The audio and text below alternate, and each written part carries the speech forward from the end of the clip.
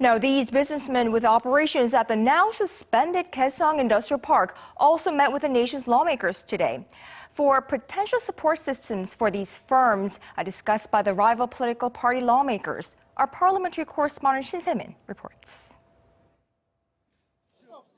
Businessmen representing firms based in Kaesong Complex made their way to the parliament to meet with lawmakers as they seek ways to deal with the fallout from an abrupt halt of the jointly run factory site.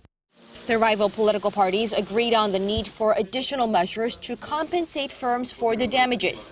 The ruling Saenuri Party even went as far as announcing it may introduce a special law to minimize the losses. The government set up an emergency planning committee and announced support measures, but our party believes additional measures are needed.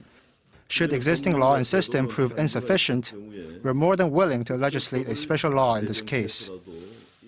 However, the main opposition, the Minjoo Party of Korea, questioned the fundamental need to halt operations at the complex, adding the shutdown of the site will cause a greater economic losses to South Korea.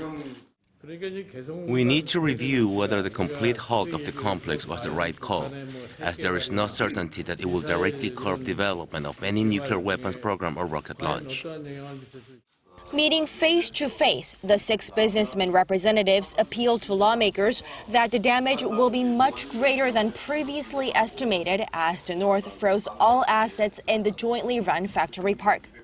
The association demanded Parliament launch an investigative committee to gauge the damages incurred by the firms, as well as determine whether a complete halt was a necessary move. Aside from coming up with measures to compensate the firms, the 2 main rival parties maintain its differing position on the complete shutdown of the Kaesong Industrial Complex, as the opposition party accused the government of taking advantage of an anti-North Korean sentiment ahead of the April's general election.